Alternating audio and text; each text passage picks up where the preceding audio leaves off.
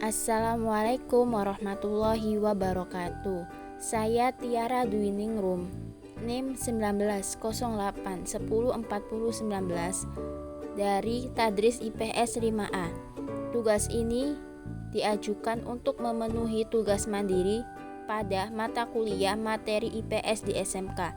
Dosen pengampu Ibu Eti Ratnawati MPD. Saya di sini akan menjelaskan materi yang sesuai dengan kelompok makalah yang berjudul Indonesia dan Dunia pada Masa Revolusi Teknologi Abad ke-20.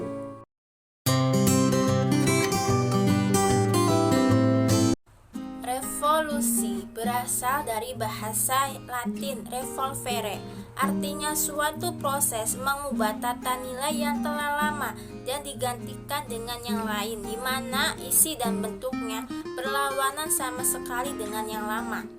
Revolusi adalah perubahan sosial dan kebudayaan yang berlangsung secara cepat dan menyangkut dasar atau pokok kehidupan masyarakat. Di dalam revolusi, perubahan yang terjadi dapat direncanakan atau tanpa direncanakan terlebih dahulu dan dapat dijalankan tanpa kekerasan atau melalui kekerasan. Kata teknologi berasal dari bahasa Yunani, technologia.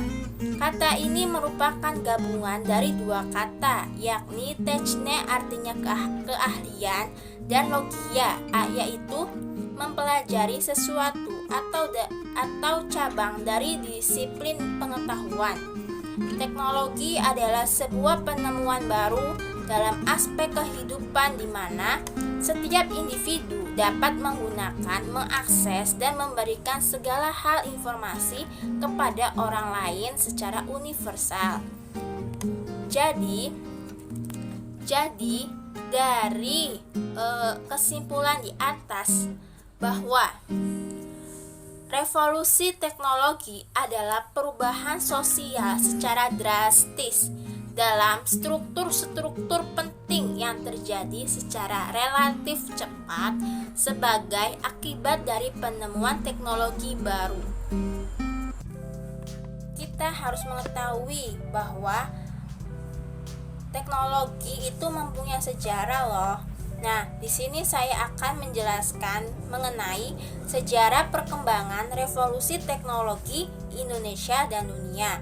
Yang pertama itu zaman purba. Di dalam kehidupan prasejarah dikenal adanya zaman batu.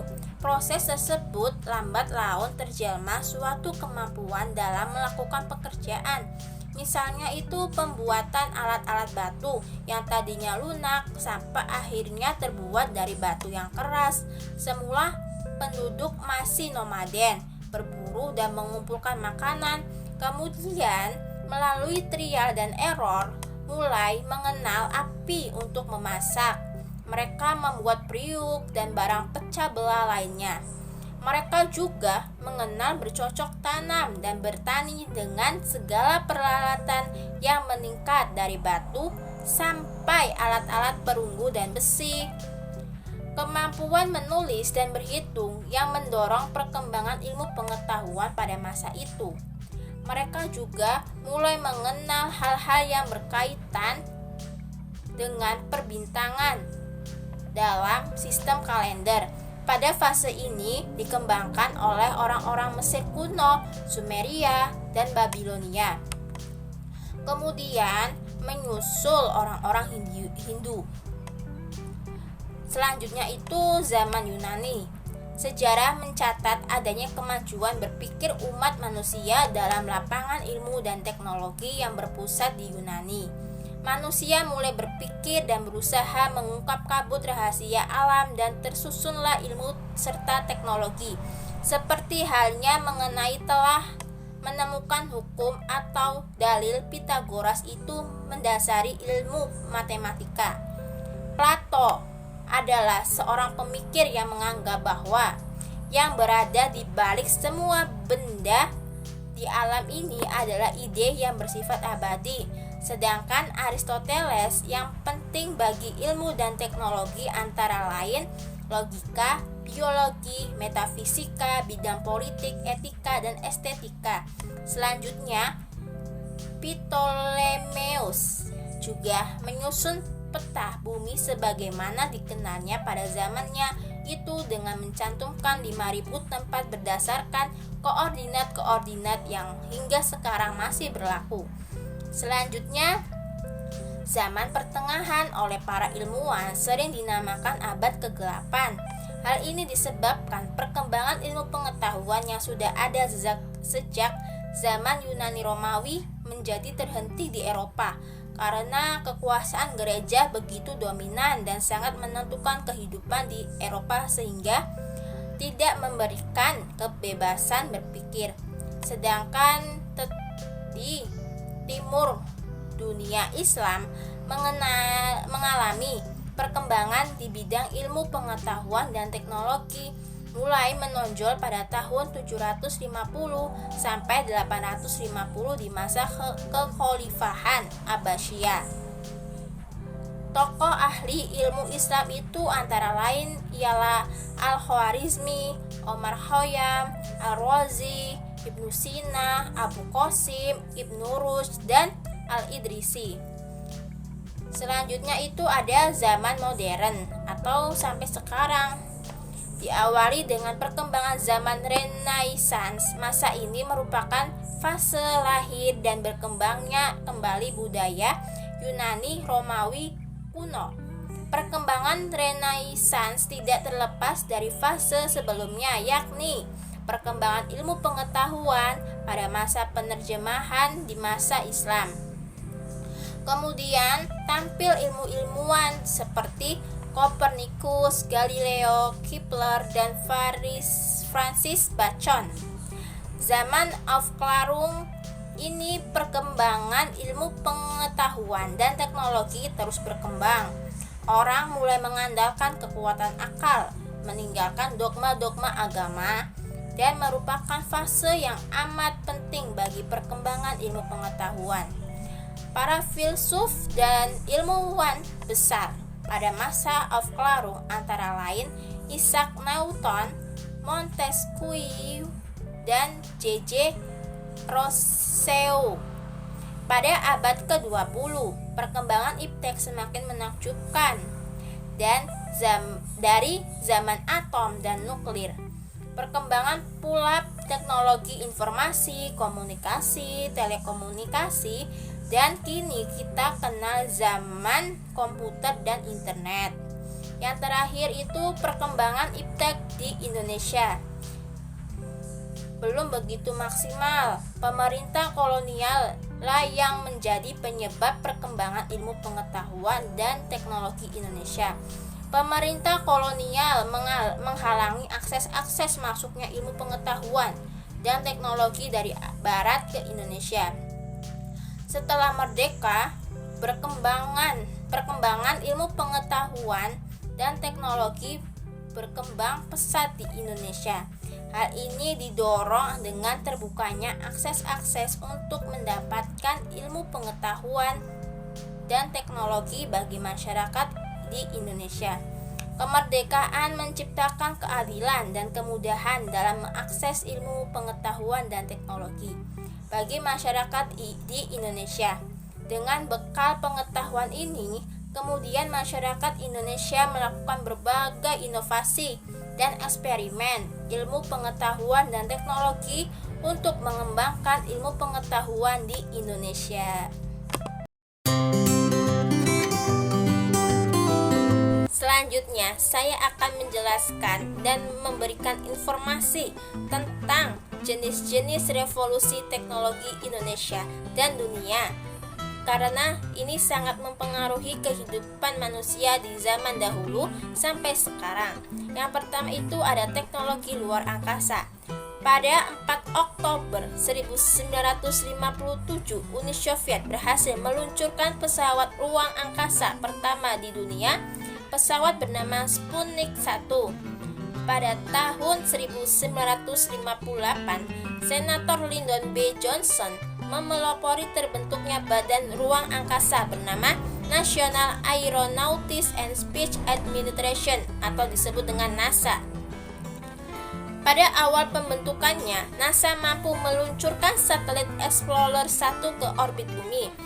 Pada tahun 1960-an, Amerika Serikat berhasil meluncurkan Tiro 1 dan Echo 1. Kosmonaut pertama bernama Yuri Gagarin berhasil mengelilingi bumi selama 108 menit dengan mengendarai pesawat Vostok 1. Pada awal 1967, NASA mengadakan program Apollo 1. Program Apollo 2 pada tanggal 16 Juli 1969. Pada tahun 1970-an, Amerika Serikat merancang strategi Defense Initiative atau disebut dengan SDI. Pada Agustus 2015, Amerika Serikat meluncurkan sebuah proyek luar angkasa yang dinamakan OSIRIS-REx. Pemerintah Indonesia masih terus berupaya mengembangkan teknologi luar angkasa melalui Lembaga Penelitian Antariksa Nasional atau disebut dengan LAPAN. Pemerintah Indonesia terus menjalin kerjasama dengan negara-negara maju seperti Jepang, Jerman, dan Tiongkok dalam proyek pengembangan teknologi luar angkasa. Teknologi selanjutnya yaitu jenis teknologi persenjataan. Di antaranya ada tank. Tank pertama kali digunakan oleh militer Inggris pada 6 September 1915. Pesawat pembom yang digunakan dalam Perang Dunia antara lain Avro Lancaster milik Inggris, Hadley Page 0 atau 100 milik Inggris, Boeing B-17 Flying Fortress milik Amerika Serikat, de Havilland Mosquito Junkers Ju-88 milik Inggris, Boeing B-29 Super Fortress milik Amerika Serikat, dan Mitsubishi A-6M Zero milik Jepang. Kapal selam pada masa Perang Dunia negara yang menggunakan adalah Jerman, Amerika Serikat, dan Rusia. Jerman terkenal dengan kapal selamnya bernama U-Boat Unterseeboot. Kapal perusak Jepang dalam Perang Dunia II antara lain bayonet, pistol mambu atau otomatis, senjata spesial tipe 100 flamethrower, dan senapan mesin. Senjata milik Amerika Serikat tersebut antara lain senapan semi-otomatis dan bazooka. Jerman dalam pertempuran yaitu senapan serbu Maxinen Pistol model 1 1944 MP44 atau disebut Sturmgewehr STG-44 dan MG42. Senjata yang lain juga ada atom, nuklir, dan pesawat siluman. Pemerintah Republik Indonesia kemudian menasionalisasi Leger Productive Battery Vision menjadi Pabrik Senjata dan Misiu, disingkat dengan PSM. Tetapi pada 1 Desember 1958, Pabrik Senjata dan Misiu kemudian berubah menjadi Pabrik Alat Angkatan Darat, disingkat dengan Pabal AD. Pada tahun 1962, nama Pabal AD diubah lagi menjadi Perindustrian Angkatan Darat, disebut dengan Pindad. Baik, selanjutnya itu ada jenis teknologi yang ketiga, yaitu teknologi informasi dan komunikasi. Di antaranya internet. Internet pertama kali diperkenalkan oleh J.C. Licklider pada bulan Oktober 1962.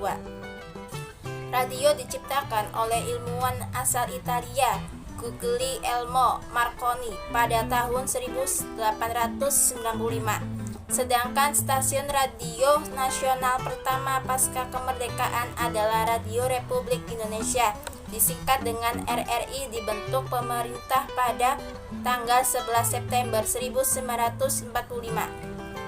Televisi mulai berkembang sejak penemuan elektrik teleskop oleh Paul Nipkow pada tahun 1880. Sedangkan stasiun televisi pertama Indonesia adalah Televisi Republik Indonesia (TVRI) pada tanggal 24 Agustus 1989. Televisi swasta pertama Raja Wali Citra Televisi Indonesia, disingkat dengan RCTI, resmi mengudara.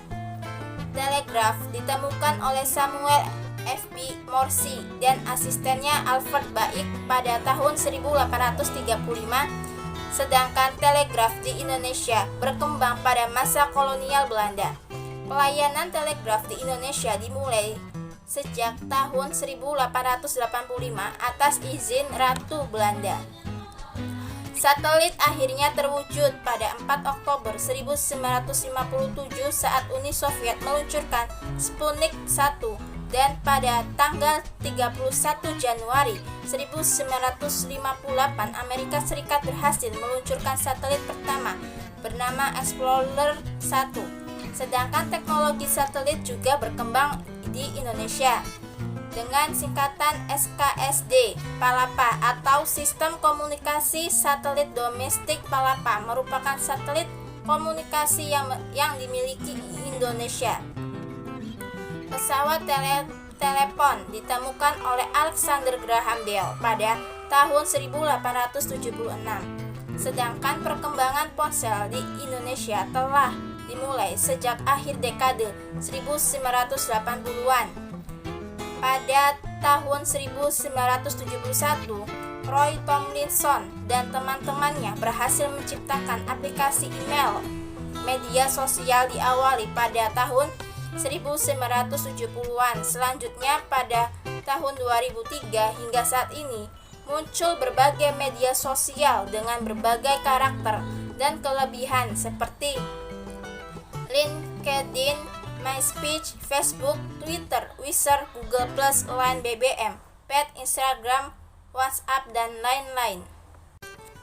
Teknologi yang terakhir itu ada teknologi transportasi, di antaranya transportasi air pertama kali dikembangkan oleh bangsa Mesir. Contohnya pada tahun 1802 Symington berhasil menemukan teknologi kapal uap. Memasuki abad 20, mesin diesel mulai digunakan pada kapal laut dan sungai. Abad 9 Masehi, nenek moyang bangsa Indonesia telah menggunakan teknologi perahu bercadik. Dan abad ke-13 sampai 16 Masehi, masyarakat Indonesia khususnya Bugis mampu membuat kapal jenis pinisi. Transportasi darat dimulai setelah adanya penemuan roda oleh bangsa Sumeria pada tahun 4000 sebelum Masehi, seperti penemuan mobil uap oleh Nicholas Jugnot pada tahun 1770. Memasuki abad ke-19, Henry T. Ford menciptakan mobil yang lebih modern. Kereta api terus berkembang memasuki abad ke-20 sampai 21. Teknologi transportasi kereta api juga berkembang di Indonesia pada masa pemerintah kolonial Belanda memasuki masa kemerdekaan. Perkereta-apian di Indonesia diambil alih oleh perusahaan Jawatan Kereta Api PJKA dan sekarang menjadi PT Kereta Api Indonesia KAI. Transportasi udara yang pertama kali dikembangkan pada tahun 1783 berupa balon udara. Wilbur Wright dan Oliver Wright berhasil menciptakan pesawat terbang pada tahun 1903. Morane Saulner L merupakan pesawat pertama buatan Prancis yang dilengkapi senapan mesin pada tahun 1915. Jerman memproduksi pesawat Fokker 3 bersayap 1 yang dibuat oleh Anthony Fokker. Perusahaan Hughes Aircraft merancang pesawat Hercules H4. Pesawat penumpang jet yang paling sukses pada periode 1950 sampai 1990 adalah pesawat buatan Boeing. Perkembangan pesawat Boeing 707 dilanjutkan oleh pesawat raksasa Boeing 747 Jumbo pada tahun 1973. Pesawat terbang di Indonesia pada 1955 oleh Nurtanio, Pringgo Adi Suryo, dan Wiweko Supomo berhasil menerbangkan pesawat buatan Indonesia pertama yang dinamakan Sikumbang Belalang sebagai pesawat latih dan Kunang 25. Nurtanio kemudian mendirikan industri penerbangan yang dinamakan Lembaga Persiapan Industri Penerbangan LAPIP. Setelah itu Adalib Nur, tetapi selanjutnya berubah menjadi PT Industri Pesawat Terbang Nusantara (IPTN) pada tahun 1966 dan diresmikan pada tanggal 23 Agustus 1976. Produksi IPTN pertama adalah pesawat CN-212 yang mendapat lisensi dari Spanyol. Dalam perkembangannya, IPTN berganti nama sebagai bahan tambahan menjadi PT Dirgantara Indonesia atau Indonesian Belajar Aerospace yang diresmikan oleh Presiden Abdurrahman Wahid pada tanggal 24 Agustus 2000. Teknologi memiliki dampak bagi kehidupan manusia, baik di Indonesia dan dunia. Yang pertama, dampak teknologi luar angkasa. Dampak positifnya itu adalah berguna bagi perkembangan ilmu pengetahuan dan teknologi, meningkatkan akses informasi dan komunikasi, melahirkan jenis usaha baru yang bergerak di bidang luar angkasa. Sebagai sarana pariwisata dengan dipopulerkannya wisata luar angkasa, dan sebagai sarana pertahanan dan keamanan lokal, nasional, regional maupun global. Sedangkan dampak negatifnya itu adalah menciptakan potensi konflik antar negara, penyalahgunaan teknologi luar angkasa, sering terjadi kecelakaan atau proyek gagal yang memakan korban jiwa, polusi luar angkasa yang diakibatkan menumpuknya sampah-sampah satelit di luar angkasa, dan penggunaan anggaran biaya yang dikeluarkan sangat besar. 2. Dampak teknologi persenjataan. Dampak positifnya itu diantaranya berguna bagi perkembangan ilmu pengetahuan dan teknologi, melahirkan jenis usaha baru yang bergerak di bidang persenjataan, sebagai sarana pertahanan dan keamanan lokal, nasional, regional, dan global, serta membantu pembangunan sarana dan prasarana fisik yang bersifat berat, seperti pembukaan lahan baru atau pertambangan. Sedangkan dampak negatifnya diantaranya menciptakan potensi konflik antar negara, penyalahgunaan persenjataan menjadi senjata pemusnah massal yang mengancam umat manusia. Sebagai alat perburuan dapat mengancam eksistensi makhluk hidup di suatu tempat, dan penggunaan biaya yang dikeluarkan sangat besar. Ketiga, dampak teknologi komunikasi informasi. Dampak positifnya diantaranya memudahkan masyarakat dalam mengakses berbagai informasi secara cepat, kapan saja, dan di mana saja. Membuka wawasan terutama dalam pengembangan ilmu pengetahuan dan teknologi, mendorong modernisasi dan perubahan dalam masyarakat, melahirkan gaya hidup baru terutama pada masyarakat perkotaan, dan membuka jaringan sosial, politik, ekonomi, dan budaya secara lebih luas dan global.